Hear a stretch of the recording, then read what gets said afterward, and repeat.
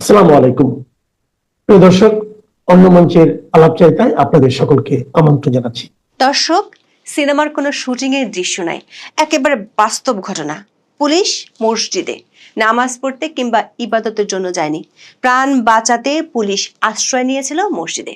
মসজিদের মুসল্লি আর মাদ্রাসার ছাত্রদের বদৌলতে ফরিদপুরের ভাঙ্গায় প্রাণে বেঁচে যান ডজন খানেক পুলিশ। সৌভাগ্যক্রমে ওই পুলিশ সদস্যদের গত বছর আগস্টের দুর্ভাগ্য বরণ করতে হয়নি। তবে রক্ষা পায়নি থানা, উপজেলা পরিষদ কার্যালয়, ইউনিয়নের কার্যালয় সহ বহু সরকারি দপ্তর। প্রশ্ন হলো, পুলিশ তো মসজিদে, কিন্তু সেনাবাহিনী কোথায়? স্বরাষ্ট্র উপদেষ্টার হুমকিকে যখন বুড়ো আঙ্গুল দেখিয়ে ভাঙ্গার বিক্ষুব্ধ জনতা থানা থেকে ইউনো অফিসে বেদম ভাঙচুর চালাচ্ছিল, আগুন ধরিয়ে দিচ্ছিল, তখন পুরো ফরিদপুরের কোথাও দেখা মেলেনি সেনাবাহিনীর।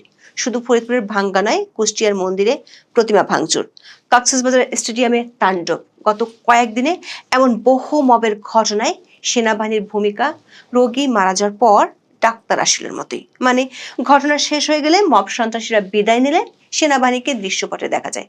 ফলে ম্যাজিস্ট্রেসি ক্ষমতা পাওয়া সত্ত্বেও আইন শৃঙ্খলা নিয়ন্ত্রণে সেনাবাহিনীর এমন রিঅ্যাক্টিভ ভূমিকা নিয়ে প্রশ্ন উঠছে। একটি সুশৃঙ্খল বাহিনী হিসেবে সেনাবাহিনী কমান্ডের বাইরে কিছু করে না। তাহলে কি সেনাবাহিনীকে রিঅ্যাক্টিভ কিংবা আরো পরিষ্কার করে বললে বাংলা সিনেমার পুলিশের মতো ভূমিকা পালনেরই কমান্ড দেওয়া হচ্ছে? যদি তাই হয়, যেখানে একদল বিক্ষুব্ধ জনতা থেকে বাঁচতে পুলিশকে মসজিদে আশ্রয় নিতে হয়, তাহলে অধ্যাপক ইউনূসের মহোৎসবে নির্বাচনের সময় কি হবে?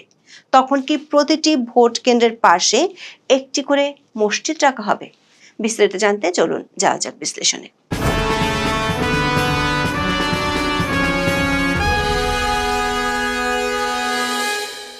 নির্বাচনের আগে আদমশুমারি অনুযায়ী জাতীয় সংসদের আসন পুনর্বিন্যাস করা হয়। এবারও তা করা হয়েছে। জাতীয় সংসদের আসন পুনর্বিন্যাসের গেজেটে ফরিদপুর 4 আসন থেকে ভাঙ্গার আলগী ও হামিরদী ইউনিয়নকে ফরিদপুর 2 আসনের সঙ্গে যুক্ত করা হয়েছে। এর প্রতিবাদে গেজেট প্রকাশের পর থেকে 5 দিন মহাসড়ক ও রেলপথ অবরোধ করে রাখে স্থানীয়রা। 3 দফায় গত 5 দিন ধরে ভাঙ্গা হয়ে যাওয়া 2টি মহাসড়ক, 2টি রেলপথ ও ঢাকা মাওয়া ভাঙ্গা এক্সপ্রেসওয়ে অবরোধ করে রাখে এলাকাবাসী। এতে সীমাহীন দুর্ভোগে পড়েন দক্ষিণবঙ্গের 21 জেলার মানুষ। 14 সেপ্টেম্বর সচিবালয় এসি রুমে বসে স্বরাষ্ট্র উপদেষ্টা হুঁশিয়ার দিয়ে দেন, বলেন রাস্তা অবরোধ করে আন্দোলন আর কোনো অবস্থায় সহ্য করা হবে না। তিনি আলটিমেটামও দিয়েছিলেন, বলেছিলেন ফরিদপুরের ভাঙ্গা যারা অবরোধ করছে তারা যদি 14 সেপ্টেম্বরের মধ্যে অবরোধ তুলে না নেয়, সেক্ষেত্রে আইন শৃঙ্খলা রক্ষাকারী বাহিনী আইন প্রয়োগ করতে বাধ্য হবে। স্থানীয় সূত্রগুলো বলছে, স্বরাষ্ট্র উপদেষ্টার ওই ঘোষণার পরই খেপে যায় স্থানীয় মানুষ। 15 সেপ্টেম্বর বিক্ষোভ গড়ায় সহিংসতায়। পূর্ব ঘোষিত অবরোধ কর্মসূচি ঘিরে প্রশাসনের তৎপরতা ছিল। সকাল থেকে লোকজন ও মহাসড়কে জড়ো হচ্ছিল।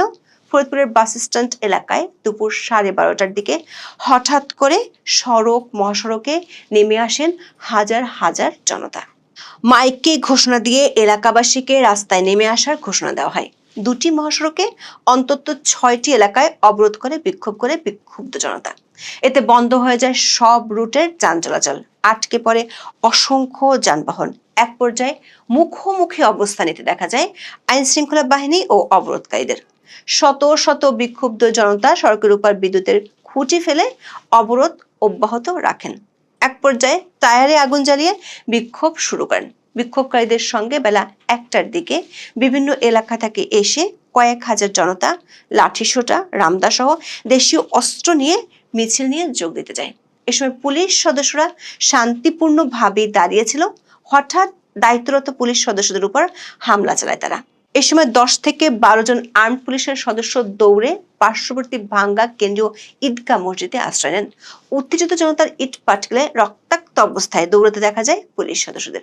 পরে কিছু সময় তাদের ঘিরে রাখে উত্তেজিত জনতা। হামলাকারীরা মসজিদে ঢিল ছুঁড়ে।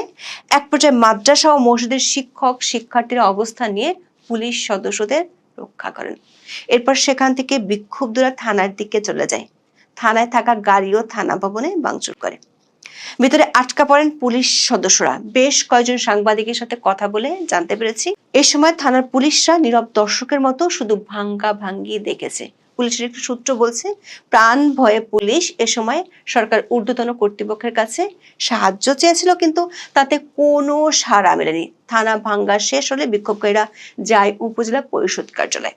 উপজেলা পরিষদ কার্যালয়, উপজেলা নির্বাহী কর্মকর্তা বা ইউনিয়নের কার্যালয়, উপজেলা অফিসার্স ক্লাব ও পৌরসভায় হামলা চালিয়ে ভাঙচুর ও অগ্নিসংযোগ করেছে বিক্ষুব্ধরা।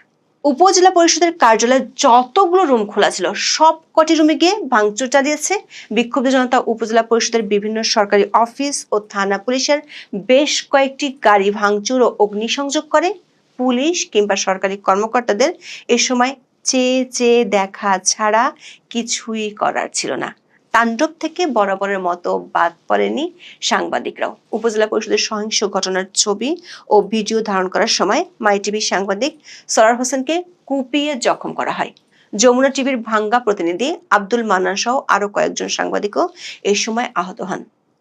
দর্শক, গত 13 মাসে পুলিশের উপর হামলাকে একটি স্বাভাবিক ঘটনার মতো দাঁড় করিয়েছে অধ্যাপক ইউনূসের সরকার। পুলিশ সদর দপ্তরের অপরাধ পরিসংখ্যান অনুযায়ী অতীতের যে কোনো সময়ের চেয়ে পুলিশের উপর হামলা বর্তমান অন্তর্বর্তী সরকারের সময় বেড়েছে কয়েক গুণ। চলতি বছরের আগস্ট মাসে পুলিশের উপর বড় ধরনের হামলা হয়েছে 51টি। তার আগে জুলাই মাসে 39টি আর জুন মাসে 44টি। পুলিশ সদর দপ্তরের সূত্রগুলো বলছে, পুলিশের উপর হামলার ঘটনাগুলোর বেশিরভাগ ক্ষেত্রেই এখন মামলা করা যায় না, ফলে আসামি ধরা তো দূরের কথা, তারা নিজেদের প্রাণ বাঁচাতে পালিয়ে বেড়াতে হয়। জুলাই আন্দোলনে আওয়ামী লীগ সরকারের পতনে একের পর এক থানা ভাঙচুর ও পুলিশ সদস্যরা আক্রান্ত হতে শুরু করে। সারা দেশে বন্ধ হয়ে গিয়েছিল পুলিশি কার্যক্রম। লুট করা হয়েছিল থানার অস্ত্রগুলো, যার মধ্যে এখনো 1350 অস্ত্র উদ্ধারই করা যায়নি। এরপর গত 13 মাসে পুলিশ নির্বিচারে মব সন্ত্রাসের শিকার হয়েছে। আসামি ধরতে গিয়ে বাধার মুখে পড়া থেকে শুরু করে মারধরের শিকার, এমনকি থানা ভাঙচুর, ঘেরাও ও পুলিশ সদস্যদের বিরুদ্ধে সড়ক অবরোধের মতো ঘটনাও ঘটছে। সূত্রগুলো বলছে, এসব করছে হয় সরকার সমর্থকরা, না হয় রাজনৈতিকভাবে ক্ষমতাবানরা। গত জুনে চট্টগ্রাম বন্দর এলাকায় একজন সাব ইন্সপেক্টর প্রাণে বেঁচে যাওয়ার পর মাঠ পর্যায়ে পুলিশের পক্ষ থেকে সরকারকে কড়া বার্তা দেওয়া হয়েছিল, কিন্তু সরকার মব সন্ত্রাসীদের বিরুদ্ধে ব্যবস্থা নেয়ার বদলে অনেকটা জামাই আদর করে থাকে। একদিন আগে কক্সবাজার স্টেডিয়াম ভাঙার সময় পুলিশ কোনো লাঠিচার্জ করেনি, কিন্তু মবকারীরা পুলিশের উপরে হামলা চালিয়েছে।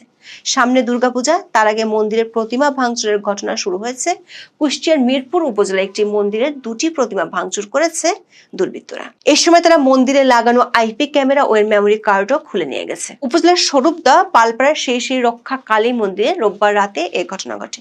দর্শক, পুলিশকে গ্রাম পুলিশের চেয়ে খারাপ বানিয়ে রাখার এই চিত্র গত কয়েক বছরের। সরকার পক্ষ থেকে দোহাই দেওয়া হয় পুলিশের মনোবল ভেঙে গেছে, অথচ বিরোধী পক্ষকে গ্রেপ্তার ও নির্যাতনের ক্ষেত্রে পুলিশের মনোবলের কোনো সমস্যা সরকার দেখছে না। পুলিশ সরকার সমর্থিত মব সন্ত্রাসীদের ধরতে গেলেই সরকারের যত সমস্যা। প্রশ্ন হলো, পুলিশ যখন প্রাণ বাঁচাতে পালাচ্ছিল তখন সেনাবাহিনী কি করছিল? সেনাবাহিনী তো ম্যাজিস্ট্রেসি ক্ষমতা আছে, তারা তো মব দমন করতে পারে, আর একটি সুশৃঙ্খল বাহিনী হিসেবে সেনাবাহিনী কমান্ড বা নির্দেশ ছাড়া কিছুই করে না। কক্সবাজার কিংবা ফরিদপুরের ভাঙ্গা যখন ভাঙচুর আর আগুনে সরকারি অফিসগুলো জ্বলছিল, তখন সেনাবাহিনী কোথায় ছিল? সূত্রগুলো বলছে, সরকার সমর্থিত মব বাহিনীর প্রতি সরকারের যে দয়ালু ভাব, তাতে সেনাবাহিনী মব সন্ত্রাস ঠেকানোর চেয়ে দূরে থাকাই শ্রেয় মনে করছে। সরকার সেনাবাহিনীকে রাজনৈতিকভাবে ব্যবহার করতে চায়, কিন্তু সেনা সদর থেকে তাতে আপত্তি জানানো হয়েছে। গোপালগঞ্জে সরকারের নির্দেশ মতো কাজ করতে গিয়ে মানুষ মেরে ফেললেও তাতে সরকার খুশি ছিল, কিন্তু জাতীয় পার্টির অফিসে মবকারীদের উপর লাঠিচার্জ করেছিল সেনাবাহিনী, তাতে সরকার বেজায় চটেছে। এমনকি সরকার বিচার করার হুমকিও দিয়েছিল। দর্শক, একদিন আগে অধ্যাপক ইউনূস মধ্য ফেব্রুয়ারিতে মহোৎসবে নির্বাচনের খোয়াব দেখিয়েছেন। আলাদিনের ট্রাগের দৈত্য এসে নির্বাচন করে দিয়ে যাবেন, তেমনটাই ভাবেন অধ্যাপক ইউনূস। দর্শক, একটা আসনের সীমানা নিয়ে মহাসড়ক অচল হয়ে পড়ে, পুলিশকে প্রাণে বাঁচতে মসজিদে আশ্রয় নিতে হয়। সংসদ নির্বাচনের দিন 300 আসনে যদি এর ছিটে ফোটা ঘটনাও একযোগে ঘটে, তাহলে অধ্যাপক ইউনূসের কতগুলো দৈত্য লাগবে ভাবা যায়। এমন পুলিশ। নেপালে চেনজির আন্দোলনে দেশটির প্রধানমন্ত্রীর পতন হয়েছিল। এমন আন্দোলনে বাংলাদেশের সামাজিক মাধ্যমে বেশ আলোচনার জন্ম দেয়। অনেকে বলেছিলেন বাংলাদেশকে দেখে নেপালিরাও শিখলো। এই সময় উত্তাল পরিস্থিতিতে নেপালে অনেক ঘটনা ঘটেছে, যেগুলোর সাথে বাংলাদেশের জুলাই আগস্ট আন্দোলনের অনেক ঘটনাই হুবহু মিলে গিয়েছিল। কিন্তু বাংলাদেশের মানুষ গত 13 মাসে শান্তির খোঁজ করেও পায়নি। মবের রাজ্যে প্রতিনিয়ত প্রাণ হাতে বাঁচতে হচ্ছে মানুষকে। অথচ নেপালে সুশীলা কার্কি অন্তর্বর্তী প্রধানমন্ত্রী হিসেবে শপথ নিয়ে জাদুর ছোঁয়া লাগিয়ে দিলেন। দুদিনের মধ্যে হিমালয় কন্যা আগে সেই শান্ত রূপ ফিরে পেয়েছে। আন্দোলনকারী জেনজিরা ক্লাসরুমে ফিরে গেছে। তাদের কারোরই উপদেষ্টা হওয়ার বাসনা নেই।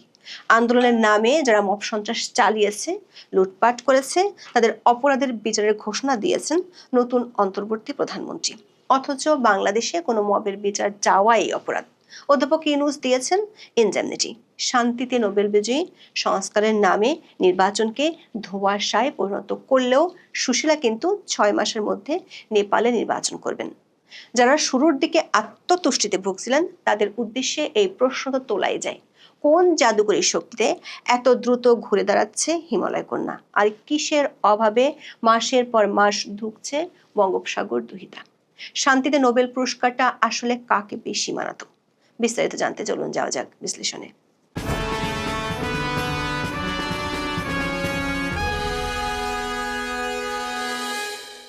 নিবন্ধনহীন সামাজিক যোগাযোগ মাধ্যম অ্যাপ বন্ধ করে দেওয়ার ঘটনা থেকে জেনজি বিক্ষোভ শুরু হয় নেপালে।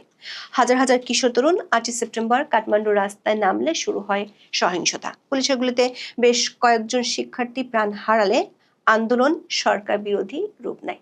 বিক্ষোভকারীরা 9 সেপ্টেম্বর নেপালের পার্লামেন্ট ভবন, একাধিক রাজনীতিকের বাড়ি ও দলীয় কার্যালয়ে আগুন দেয়। কাঠমান্ডুর বাইরে বড় বড় শহরেও ছড়িয়ে পড়ে বিক্ষোভ। অবশেষে দুপুরে প্রেসিডেন্ট রামচন্দ্র হোটেলের কাছে পদত্যাগপত্র দেন প্রধানমন্ত্রী কেপি শর্মা ওলি। সামরিক হেলিকপ্টারে করে তাকে সহ অনেক মন্ত্রী ও রাজনীতিককে সরিয়ে নেওয়া হয় কাঠমান্ডুর বাইরে। এর 3 দিনের মাথায় 12 সেপ্টেম্বর অন্তর্বর্তী সরকারের প্রধানমন্ত্রী হিসেবে শপথ নেন সুশীলা কার্কি। সুপ্রিম কোর্টের সাবেক এই প্রধান বিচারপতির বয়স 73 বছর। দর্শক, নেপালের এই বিপ্লবের সাথে বাংলাদেশের জুলাই আন্দোলনের অনেকখানি মিল খুঁজে পেয়েছিল অনেকেই। কেউ কেউ আগ বাড়িয়ে বলেছিলেন বাংলাদেশের আন্দোলন থেকে উৎসাহিত হয়েছিল নেপালের জেনজিরা। কিন্তু নেপালে তারপরের গল্পটা একেবারে চোখে আঙ্গুল দিয়ে দেখিয়ে দিল বাংলাদেশের অধ্যাপক ইউনূস ও তার সরকারের ভুল কোথায় কোথায়। নেপালের স্থানীয় সংবাদ মাধ্যম জানায়, সুশীলা কার্কি অন্তর্বর্তী সরকারের দায়িত্ব নেওয়ার সাথে সাথে ঘোষণা দেন তিনি ক্ষমতা ভোগ করতে আসেননি, 6 মাসের মধ্যে নির্বাচন অনুষ্ঠানের কথা জানান। বিপরীতে বাংলাদেশের মানুষ গত 13 মাসে কি দেখছে ছোট বড় মৌলিক নানান সংস্কারের গল্প। ফ্যাসিস্ট থেকে শুরু করে নানান বাদে ষড়যন্ত্রের গল্পে অধ্যাপক ইউনূস ও তার মিত্ররা মোহবিষ্ট করে রাখতে চেয়েছেন। বহুল কাঙ্ক্ষিত নির্বাচন এখনো বাংলাদেশে অধরাই রয়ে গেল। অধ্যাপক ইউনূসের মতো সুশীলা কার্কি শান্তিতে নোবেল পাননি। নেপালের বাইরে তাকে তেমন কেউ চিনতও না। অধ্যাপক ইউনূস যেমন তার ইউনূস সেন্টার কিংবা এনজিওগ্রামের লোকজন দিয়ে রাজনৈতিক সরকারের মতো উপদেষ্টা পরিষদের বিশাল লটবহর সাজিয়েছেন, সুশীলা হেঁটেছেন ঠিক বিপরীতে। মাত্র 3 সদস্য দিয়ে মন্ত্রী পরিষদ সাজিয়েছেন। মন্ত্রীরা শপথ নেওয়ার আগ পর্যন্ত সুশীলাই সব মন্ত্রণালয়ের দায়িত্ব পালন করবেন। তিনি শপথ নেওয়ার কিছুক্ষণ পর পার্লামেন্ট বিলুপ্ত করে দেন। এর মধ্য দিয়ে নির্বাচিত সরকারের পতনের পর জেনজি সহ সব পক্ষে প্রত্যক্ষ বা পরোক্ষ সম্মতি নিয়ে নেপালে গঠিত হয় অন্তর্বর্তী সরকার। দর্শক, বাংলাদেশে গত বছরের 5 থেকে 8 আগস্ট কোনো সরকার ছিল না। সে সময় পুলিশ হত্যা সহ নির্বিচারে বিরোধী পক্ষের নিধন চলছিল। এমনকি অধ্যাপক ইউনূস দায়িত্ব নেওয়ার পরও এসব অবিচার চলছিল। অথচ নেপালে ওলি সরকারের বিরুদ্ধে বিক্ষোভের সময় ব্যাপক সহিংসতা এবং হামলা লুটপাটের ঘটনা ঘটলেও দুদিনের মধ্যে শান্ত হয়ে আসে পরিস্থিতি। এমনকি সরকার পতনের পরপরই সহিংসতার বিরুদ্ধে স্পষ্ট অবস্থান নিতে দেখা গেছে দেশটির জেনজিদের। লুটপাট নাশকতা বন্ধে তারা বিবৃতি দিয়ে সেনাবাহিনীকে কঠোর কারফিউ দেওয়ার আহ্বান জানায়। সেনাবাহিনীও কঠোর অবস্থান নিয়ে দ্রুততম সময়ে পরিস্থিতি নিয়ন্ত্রণে আনতে সক্ষম হয়। সরকার পতনের মাত্র 3 দিন পর 12 সেপ্টেম্বর কারফিউ প্রত্যাহার করা হয় কাঠমান্ডুতে। এমনকি সেদিন সেনাবাহিনীকেও ব্যারাকে ফিরিয়ে নেওয়া হয়। অথচ বাংলাদেশে প্রতি 60 দিন পর পর সেনাবাহিনীর ম্যাজিস্ট্রেসি ক্ষমতার মেয়াদ বাড়িয়ে চলছে ডক্টর ইউনূসের সরকার। 5 দিন ধরে বন্ধ থাকার পর কাঠমান্ডুতে গণপরিবহনও এখন পুরোপুরি স্বাভাবিক। জ্বালিয়ে দেওয়া প্রধানমন্ত্রীর কার্যালয়, উচ্চ আদালত এবং অন্য অফিসের বেঁচে যাওয়া সামগ্রী উদ্ধারের সমন্বিত কার্যক্রমও শুরু হয়ে গেছে। আন্দোলনের এক সপ্তাহ পরই আবার ক্লাসে ফিরছে নেপালের জেনজি শিক্ষার্থীরা। বন্ধ থাকা শিক্ষা প্রতিষ্ঠান 15 সেপ্টেম্বর থেকে পুরোদমে চালু করার নির্দেশ দিয়েছে কাঠমান্ডু মহানগর কর্তৃপক্ষ। পরিবেশ স্বাভাবিক করতে স্কুলে নিরাপত্তা জোরদার করার পাশাপাশি অবকাঠামোর ক্ষয়ক্ষতি পরীক্ষা করারও নির্দেশ দেওয়া হয়েছে। শিক্ষার্থীদের মানসিক চাপ দূর করতে নেওয়া হচ্ছে বিশেষ উদ্যোগ। অথচ বাংলাদেশে জুলাই আন্দোলনের অনেকেই জেল খাটছেন, ধরা পড়েছেন চাঁদাবাজি করতে গিয়ে, না হয় মবের রাজ্য প্রতিষ্ঠা করতে গিয়ে। এমনকি শিক্ষা জীবন শেষ না করেও হয়ে গেছেন মন্ত্রী পদমর্যাদার উপদেষ্টা। সেই উপদেষ্টাদের বিরুদ্ধে আবার বিস্তর অভিযোগ এরই মধ্যে জমা হয়েছে। সব মিলিয়ে সরকার পতনের আন্দোলনের আগের নেপাল আর এক সপ্তাহ পরের নেপালের জীবনযাত্রায় তেমন কোনো পার্থক্য নেই। নেপালের মতো ঠিক একই ঘটনা ঘটেছিল বাংলাদেশে, তবে 13 মাসের বেশি সময় পরও বাংলাদেশ আটকে আছে বিভিন্ন ধরনের অচলাবস্থায়। পরিস্থিতির উন্নতি না হয়ে দিনে দিনে আরো অবনতি হচ্ছে, এমনকি মবের রাজ্য হিসেবে পরিচিত হয়ে উঠছে অনেক আগেই। জুলাই আন্দোলনের পর ক্ষমতায় আসা ডক্টর ইউনূসের সরকার বিভিন্ন চাপের মুখে জাতীয় নির্বাচনের একটি সময়সীমা ঘোষণা করলেও আদৌ সে সময় ভোট হবে কি না তা নিয়ে রয়েছে সংশয়। আওয়ামী লীগের কার্যক্রম নিষিদ্ধ করার পাশাপাশি দলটিকে নির্বাচনের বাইরে রাখতে সরকার ও মিত্র দলগুলোর যৌথ তৎপরতা শুরু থেকেই দৃশ্যমান। এমনকি দেশের অন্যতম প্রধান দল বিএনপিও এই ইস্যুতে একাট্টা। আওয়ামী লীগের পর জাতীয় পার্টিকে ঠেকাতেও সরকারের মিত্ররা মাঠে নেমেছে। ঢাকায় কয়েক দফা জ্বালিয়ে দেওয়া হয়েছে দলটির কার্যালয়। অন্যদিকে 14 দলের সদস্য দলগুলো মাঠ ছাড়া। এত কিছুর পরেও নির্বাচন নিয়ে রয়েছে অনিশ্চয়তা।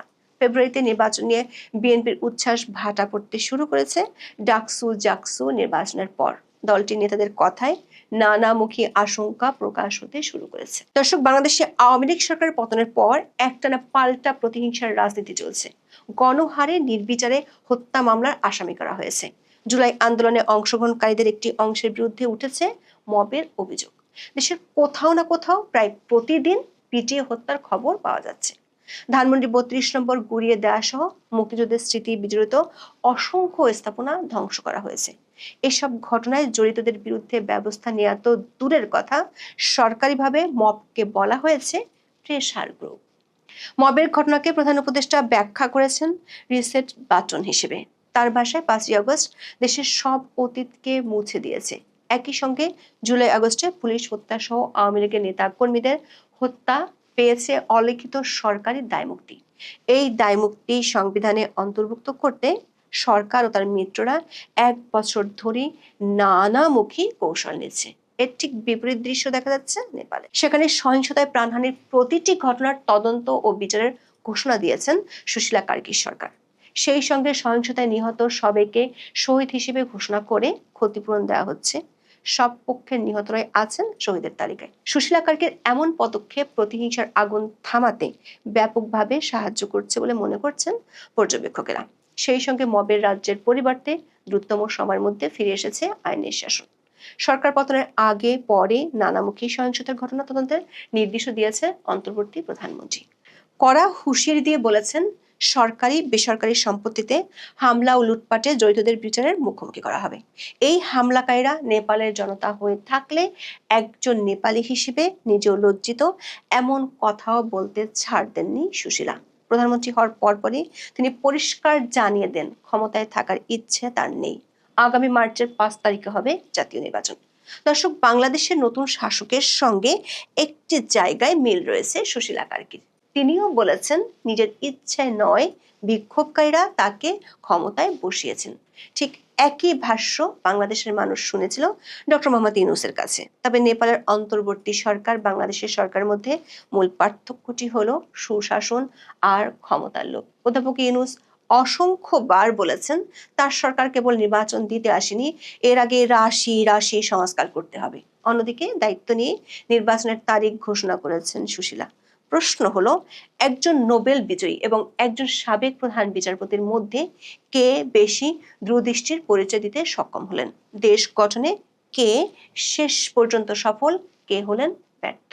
এখন এ পর্যন্ত, সবাই ভালো থাকুন, সুস্থ থাকুন, নিরাপদে থাকুন। দেখা হবে আগামী পর্বে।